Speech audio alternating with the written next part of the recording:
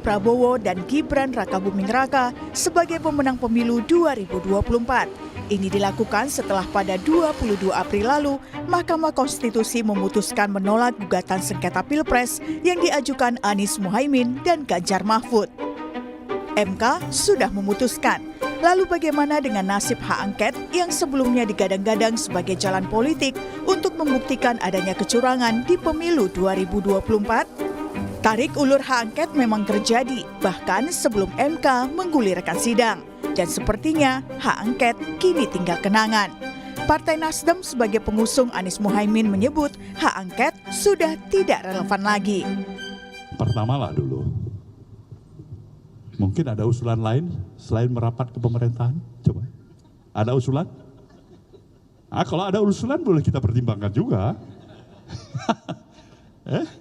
Itu yang pertama, kita bisa pertimbangkan itu. Kalau enggak ada usulan lain, apa sebenarnya yang lebih baik bagi Nasdem? Dengan spirit dan semangat seperti apa yang saya utarakan tadi, itu satu. Progres perjalanan waktu sejujurnya membuat hak angket sudah tidak up to date lagi untuk kondisional hari ini. Itu menurut Nasdem. Senada dengan itu, PDIP sebagai partai pengusung Ganjar Mahfud sepertinya tidak lagi mempertimbangkan hak angket. Ketua DPP PDIP yang juga Ketua DPR RI Puan Maharani bahkan hanya menggeleng saat ditanya soal kelanjutan hak angket.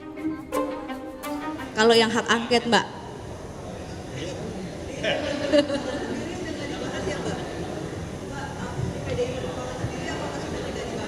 Angket ini karena kan sempat mengemuka di awal masa sidang ini, Mbak.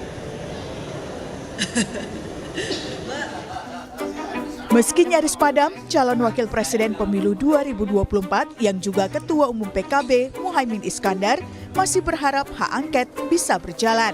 Menurut Imin, hak angket sangat dibutuhkan untuk belajar dari kesalahan dan kegagalan. PKB tentu amat sangat berharap angket itu berjalan. Karena di situ kita bisa membangun sistem pemilu yang lebih komprehensif. Dengan cara apa? Evaluasi terhadap pelaksanaan pemilu. Karena itu angket amat sangat dibutuhkan. Jangan salah, tidak untuk menyerang atau mengkritisi pemerintah, tetapi untuk membangun sistem pemilu yang belajar dari kegagalan dan kesalahan yang ada. Lalu, benarkah hak angket hanya akan tinggal kenangan? Tim Liputan, Kompas TV. Saudara, pasca putusan MK yang menolak gugatan sengketa Pilpres 2024, nasib hak angket kecurangan pemilu pun kembali menjadi sorotan. Bagaimana nasib hak angket yang sebelumnya digadang-gadang sebagai jalan politik untuk pembuktian adanya kecurangan di pemilu 2024? Akankah tetap lanjut atau memang disengaja menjadi peluru bergen politik? Kita akan bahas soal ini bersama dengan sejumlah narasumber. Sudah hadir ke studio ada pengamat politik dari Universitas Al-Azhar Indonesia. Sudah ada Kang Ujang Komarudin. Assalamualaikum Kang Ujang. Waalaikumsalam Mbak Disti. Ya, kita kembali bertemu lagi ya setelah kemarin. Ya, kemudian melalui sambungan Zoom ada politisi dari PDI Perjuangan Mas Aryo Seno Bagaskoro. Selamat pagi Mas Seno. Selamat pagi Mbak Disti. Sehat ya? Pagi-pagi, sehat. Mohon maaf lahir batin. Kemudian ada juru bicara dari PKS, Kang Pipin Sopian. Assalamualaikum, Kang Pipin. Waalaikumsalam, Mbak Disti. Ya, kemudian ada juga Ketua DPP dari Partai Golkar, ada Mas Bobi Rizaldi. Selamat pagi, Mas Bobi. Selamat pagi, Mbak Disti. Ya. Mas Pipin, Mas Sehat semua Seno, ya. Mas Ujang. Ya, siap. Ya, ini kita membahas soal bagaimana setelah putusan MK yang menolak seluruhnya dari permohonan Anies Mohaimin maupun juga dengan Ganjar Mahfud, tapi juga melalui jalur politik ini yang kemudian masih dipertanyakan.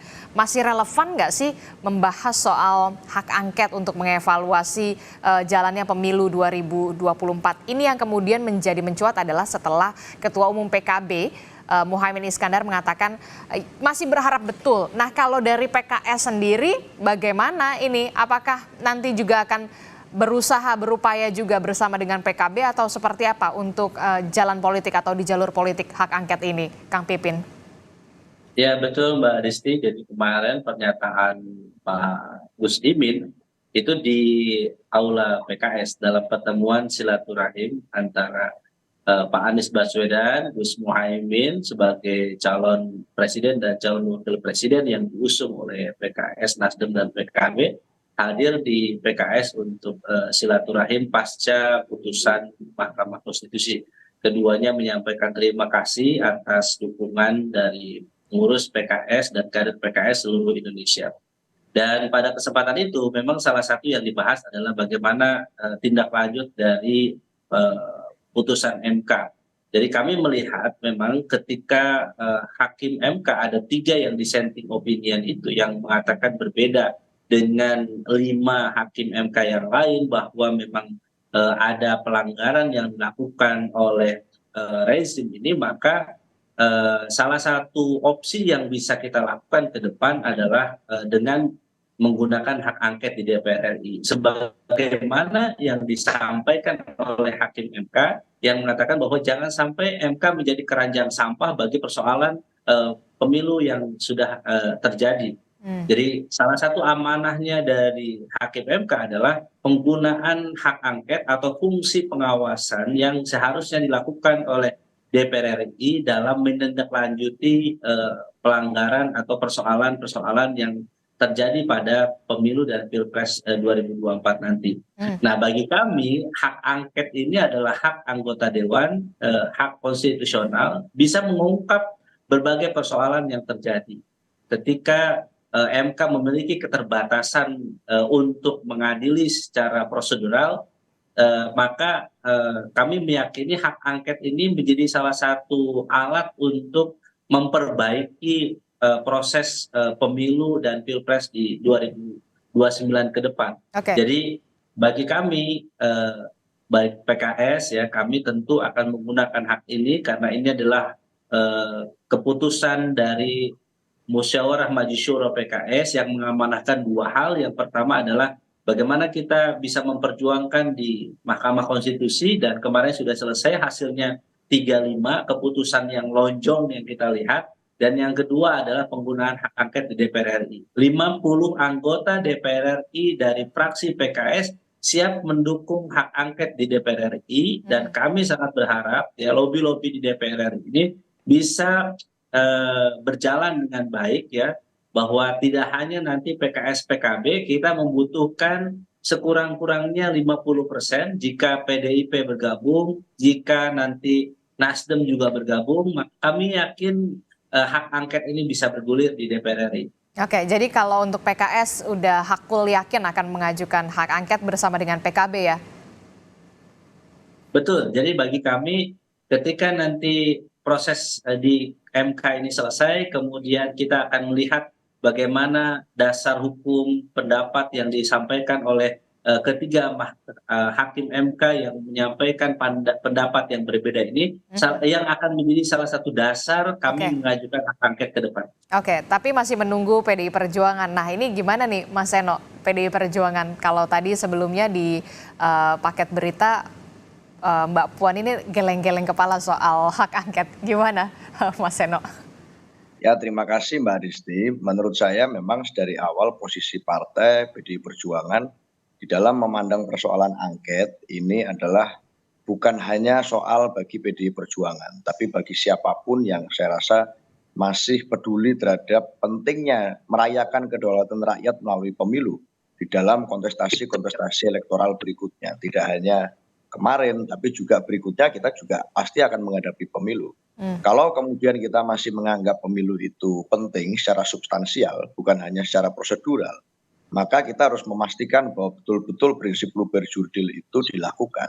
Dan apa yang jadi titik tolak kritik kami kemarin sepanjang pemilu berlangsung hingga kemudian kami menempuh perlawanan secara hukum di MK, itu adalah kami merasa bahwa telah terjadi abuse of power, terjadi dugaan nepotisme serta mobilisasi instrumen kekuasaan di dalam menentukan hasil pemilu melalui proses yang demikian complicated. Dan itulah yang kami khawatirkan akan bermasalah bagi demokrasi kita ke depan. Maka kritik itu kami Tapi lakukan. begini Mas Seno, tapi sepertinya PDI Perjuangan ini masih maju mundur ini soal hak angket. Sebenarnya ada apa? Masih ada soal tawar-tawar atau lobby-lobby politik sepertinya Mas Seno? Enggak, kita ini meyakini bahwa memang harus ada mekanisme evaluasi di dalam pemilu kemarin. Maka kita sepakat untuk melancarkan 2 bentuk perlawanan secara terukur.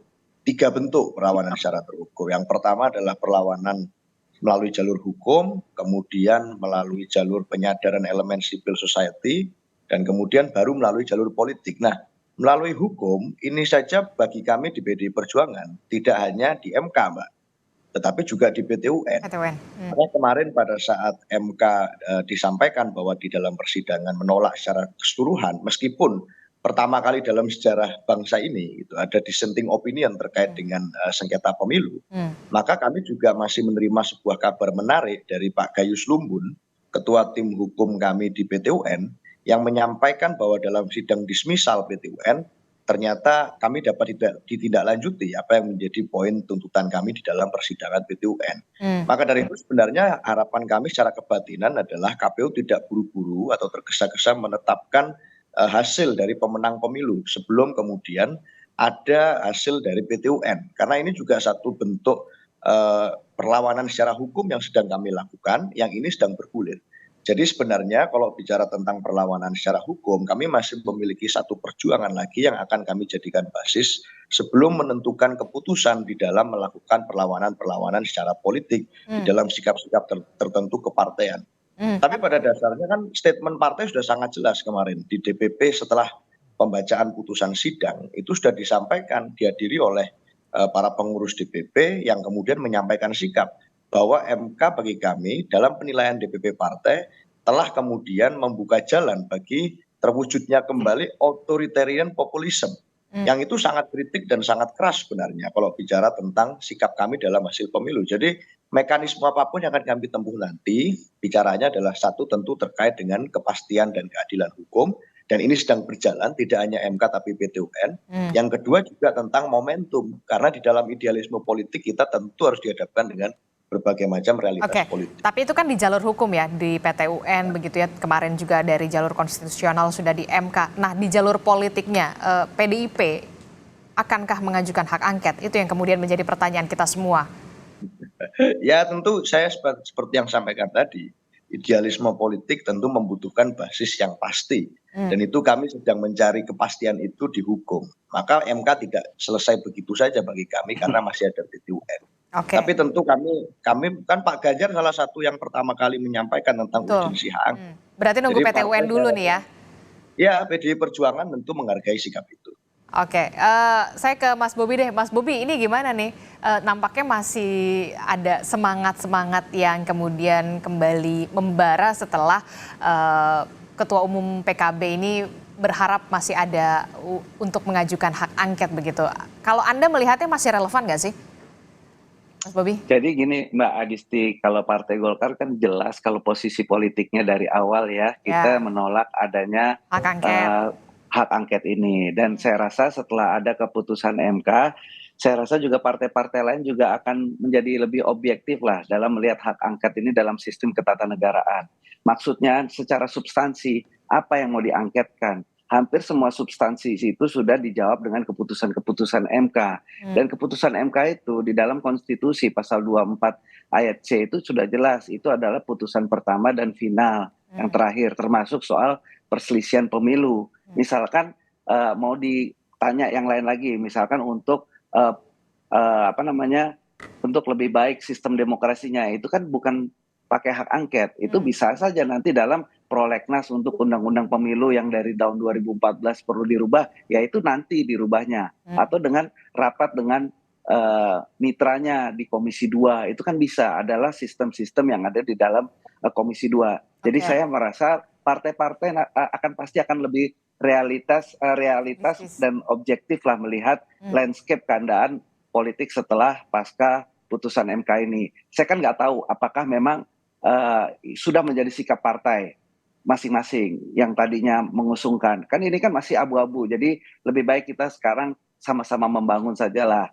Jadi tidak perlu lagi hak angket menyelesaikan, misalkan mau diteruskan ini apa yang mau diken KPU-nya berdasarkan undang-undang pemilunya ya, KPU-nya nanti tidak perlu pakai hak angket, pakai dalam raker pengawasan saja biasa. Kalau mau lebih merubah undang-undangnya, nah kita kan sudah ada, nanti masukkan saja prolegnas di periode berikutnya kalau perlu. Atau ini kan kita sudah menghadapi pilkada sebentar lagi, undang-undangnya yang dipakai masih undang-undang sama, penyelenggaranya penyelenggara yang sama. Masa ini mau dikacaukan lagi? Kita bulan Juli sudah pendaftaran, penyelenggaranya adalah institusi dan lembaga penyelenggara yang sama orangnya, dan ini juga. Dan kalau misalkan mau diserang institusinya, KPU-nya, penyelenggara Bawaslu, coba dilihat yang menjadi pengawas pemilu, yang menjadi petugas KPPS itu siapa? Itu kan masyarakat, bukan ASN, bukannya instrumen negara. Mereka itu masyarakat. Nah, inilah yang maksudnya saya yakin lah partai-partai ini akan sangat objektif melihat realitas pasca putusan MK, sehingga yang disampaikan Pak Surya Paloh saya yakin akan diikuti oleh semuanya. Karena sekarang sudah tidak lagi urusan mempermasalahkan hasil pemilu, ke PT UN pun akan membuat putusan apa. Di Undang-Undang Dasar kan sudah jelas, mau membubarkan KPU, mau mengapakan lagi, mau mengatakan ada kecurangan, semua substansi itu sudah dijawab dengan putusan-putusan MK yang kan macam-macam, mulai dari pencalonan, mulai tidak ada TSM, mulai kecurangan yang tidak bisa dibuktikan, mau di mana lagi? Kalau di MK kalah, apalagi di PT UN gitu loh maksudnya. Oke. Kang Pipin, Anda sepakat? Ya, karena Bang Bobi kan yang dilihat hanya putusan MK-nya, tidak melihat dissenting opinion-nya, jadi menutup mata terhadap dissenting opinion. Jadi kalau menurut saya catatan dissenting opinion itu memang kalau dari putusan MK-nya memberikan catatan kepada DPR RI untuk proses menindaklanjuti atau mengambil peran untuk menggunakan hak pengawasan terkait dengan proses Pilpres dan Pemilu. Tapi kalau katanya Mas Bobi di rapat kerja komisi saja cukup begitu. Kalau pengawasan, nah itu kuncinya. Dan fungsi pengawasan itu memang punya level tersendiri ya. Ada RDPU, kemudian ada hak interpelasi, ada hak angket. Kalau misalnya ada dugaan terhadap pelanggaran, bukan lagi RDPU atau hak interpelasi, tetapi di situ harusnya adalah hak angket, karena memang ada dugaan pelanggaran itu, dan itu juga yang disampaikan oleh 3 hakim yang menyampaikan dissenting opinion kemarin. Jadi itu adalah dasarnya bagi kami ya, sekali lagi bahwa kalau tidak ada persoalan pelanggaran, mungkin kita hanya RDPU cukup, hak interpelasi cukup. Tetapi ketika ada dugaan pelanggaran yang dilakukan oleh rezim dengan 1, melakukan politisasi bansos, 2, nah saya harus katakan politisasi bansos dalam amar putusan Mahkamah Konstitusi itu secara lebih jelas bahwa tidak hanya memang mereka mengatakan bahwa oke, tidak ada pelanggaran, tetapi di situ ada persoalan apa? Persoalan prosedur hukum. Jadi ada kesulitan di mana MK melihat bahwa kalau di situ susah untuk melakukan mengadili bansos ya, bahwa itu tidak ada keterkaitan. Tetapi kalau kita melihat dari hasil survei 62% LSI mengatakan yang memilih yang penerima bansos 62% memilih Prabowo Gibran, di situ sebetulnya ada bukti ya. Nah, tetapi sekali lagi ya, ini saya kira pertama bagi kami penggunaan hak angket ini adalah ikhtiar aspirasi masyarakat yang melihat bahwa tidak boleh orang yang melakukan pelanggaran dibiarkan begitu saja. Nah, memang hak angket bisa jadi tidak merubah hasil dari Pilpres kemarin, tetapi bagi kami siapapun yang melakukan pelanggaran memang harus diganjar yang setimpal. Itulah yang diaspirasikan oleh rakyat Indonesia. Nah, sasarannya berarti ke KPU menurut Anda begitu untuk hak angketnya? Kalau tidak hanya ke KPU, kepada rezim yang berkuasa saat ini. Jadi kalau kita melihat sasarannya bukan tidak ke paslon, tetapi kepada siapapun yang menggunakan kekuasaan, kekuatan, powernya, sumbernya untuk melakukan pelanggaran terhadap Pilpres, maka itu harus diganjar. Mas Seno? Salah satunya siapa? Saya kira di persidangan kita sudah tahu siapa saja para penguasa pejabat negara yang sudah disebut yang telah melakukan abuse of power sebagaimana yang disampaikan oleh Mas Seno. Disitulah kita melihat bahwa ada upaya politik yang bisa digunakan oleh DPR RI supaya ini tidak berulang, supaya politisasi bansos tidak terulang, politisasi apalagi di pilkada sebentar lagi, begitu beberapa bulan lagi. Nanti kita juga akan tanya ke Mas Seno, apakah Anda cukup objektif dan juga realistis dalam hal ini adalah PDI Perjuangan untuk tetap mengajukan hak angket setelah kemudian Mahkamah Konstitusi kemudian menolak? Jangan dijawab dulu Mas Seno, tetaplah bersama kami di Sapa Indonesia Pagi, usai jeda. Sapa Indonesia Pagi, saudara, kita masih membahas masih relevan atau tidak sebenarnya hak angket ini diajukan atau digulirkan setelah adanya putusan MK yang menolak seluruhnya soal sengketa Pilpres 2024. Masih bersama saya ada Kang Ujang di studio, kemudian ada Kang Pipin dari PKS, kemudian ada Mas Bobi Rizaldi dari Partai Golkar, ada Mas Seno dari PDI Perjuangan, dan juga ada Kang Pipin Sopian dari Partai Keadilan Sejahtera. Saya ke Mas Seno. Mas Seno, Anda sepakat nggak kalau misalkan sudahlah kita objektif saja, kita realistis saja, Mas Seno? Mas Seno, audionya? Oke, gini Mbak Disti, kalau kita bicara tentang PT-UN misalnya yang dilakukan oleh PDI Perjuangan secara hukum dan konstitusional, ini pun juga tidak menjamin bahwa ini akan berdampak secara signifikan terhadap penetapan hasil pemenang pemilu kemarin. Tapi kan apakah kami harus diam saja pada saat kita menghadapi situasi di mana apa yang terjadi di dalam Pilpres kemarin begitu dalam merusak nurani demokrasi kami. Jadi Anda menilai putusan MK ini tidak cukup memuaskan bagi semua pihak atau bagaimana? Karena kan kita Tentu kami merasa bahwa ada ketidaksepakatan terhadap cara pandang kami terhadap putusan MK secara lembaga. Tapi kan kami menghormati bahwa MK secara konstitusi, secara asas itu berada pada posisi final and binding, akhir dan mengikat. Kami menghormati posisi MK itu. Tetapi kalau kemudian kami berbeda pendapat atau merasa tidak sepakat dengan apa yang menjadi putusan akhir, yang mana kami tentu merasa kecewa adanya penolakan secara keseluruhan atas tuntutan kami maupun tim 01. Tetapi pada dasarnya ini juga berangkat dari apa yang menjadi keresahan masyarakat. Kalau kita melihat secara data sains misalnya, secara rasional, yang kita melihat dari survei Kompas misalnya, Kompas ini menyatakan bahwa lebih dari 60% masyarakat Indonesia merasa perlu untuk digulirkan hak angket.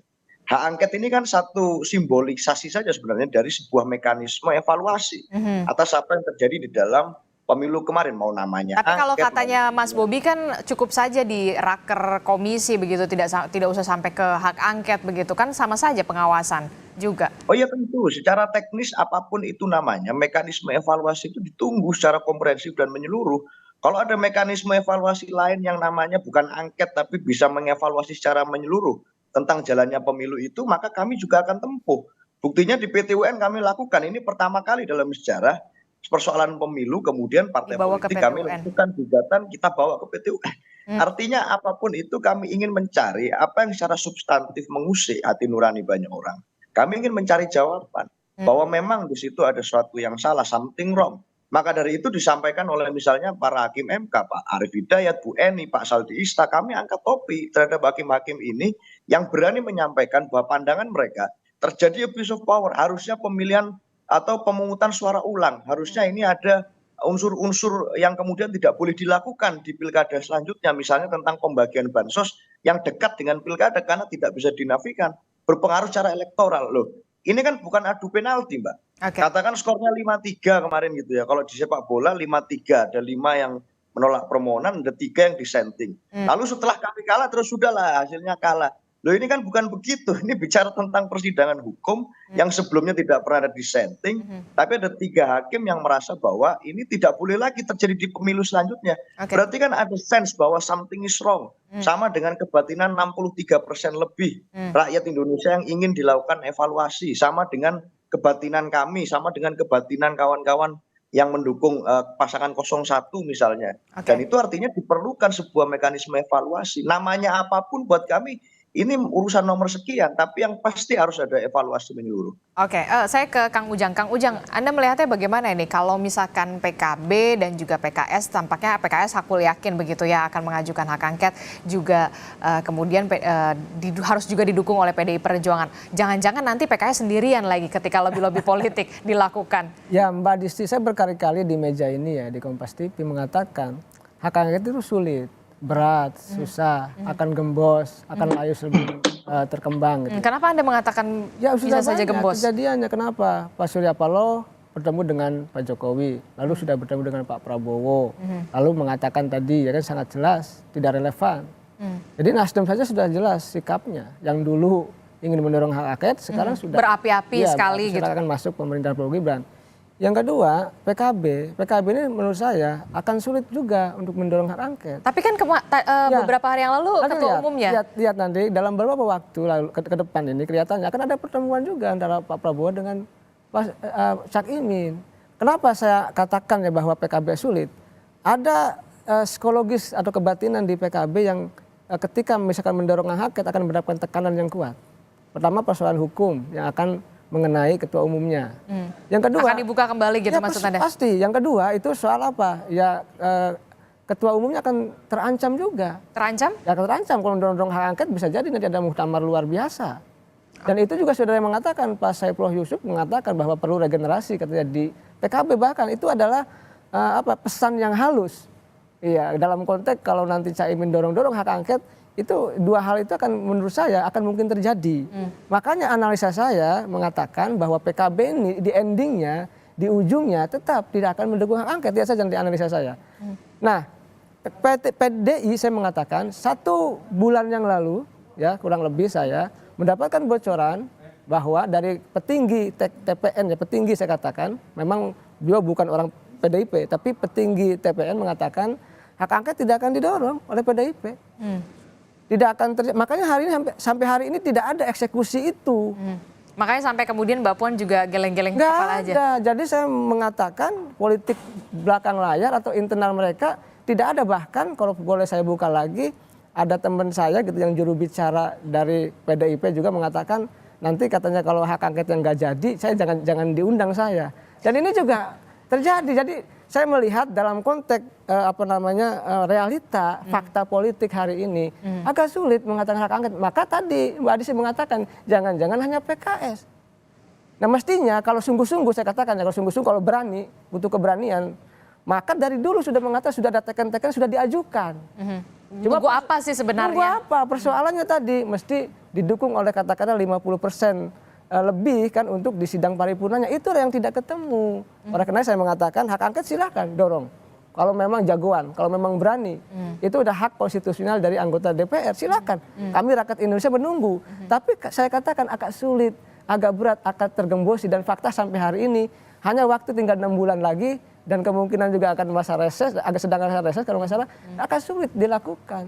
Oleh karena itu ya kami tadi kalau Bang Seno mengatakan ya rakyat Indonesia mendukung, iya mungkin mendukung untuk katakanlah mencari ya. Bahkan juga Kang Pipin mengatakan ikhtiar masyarakat. Ya silakan, tapi dalam konteks hari ini saya melihat agak sulit, berat, dan sesuai dengan prediksi saya di tempat ini juga, di meja ini juga di Kompas TV mengatakan akan sulit. Dan ini menjadi pertaruhan saya juga Mbak Adisti sebagai analis politik ya, untuk melihat bahwa secara objektif fakta-fakta mengindikasikan bahwa agak sulit, agak berat untuk mengeksekusi hak angket ini, begitu. Maka tadi kelihatannya yang akan mendorong PKS, saya melihat begitu. Tapi PKS pun belum mengajukan juga, karena butuh 2 fraksi. Apakah PKB mendorong? Saya tidak yakin. Gimana nih Kang Pipin? Ya, kami paham itu ya, bahwa realitas di DPR RI itu bahwa kekuatan politik saling intervensi atau interlocking politik yang sering terjadi. Dan itu realitas yang kami rasakan selama kami kurang lebih 10 tahun menjadi oposisi di pemerintahan Pak Jokowi ini. Ya memang realitasnya ketika ada persoalan, misalnya kami mengajukan hak angket terkait utang negara yang begitu besar, hak angket di luas raya, hak angket terkait dengan persoalan-persoalan bangsa, terkait hak hidup, hajat orang banyak.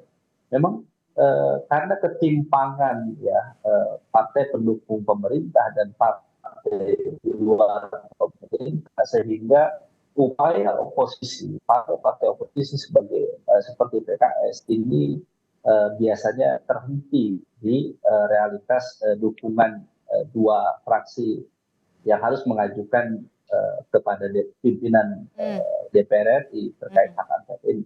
Tetapi sebagai ikhtiar, ya, sebagai partai di luar pemerintahan, ya berharap boleh saja begitu ya. Aspirasi dan mayoritas rakyat Indonesia sebagaimana di survei Litbang Kompas bahwa 60% lebih mereka menghendaki hak angket, maka kami akan menyuarakan aspirasi itu. Kami akan berusaha sebisa kami untuk bahwa hak angket ini jalan yang harus kita tempuh kalau kita ingin meluruskan jalan demokrasi yang saat ini bengkok.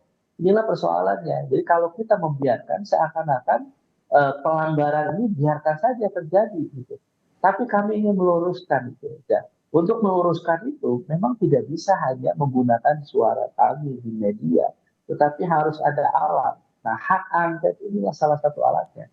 Dan makanya kami mengajak keberanian ya untuk para anggota dewan dari lintas fraksi. Kita lihat bagaimana tapi nanti bagaimana, maaf Kang Pipin saya potong, tapi bagaimana kemudian ketika nanti akhirnya PKB diajak oleh kubu Prabowo Gibran begitu ya, bisa saja kemudian tergembosi dalam tanda kutip begitu, Kang Pipin?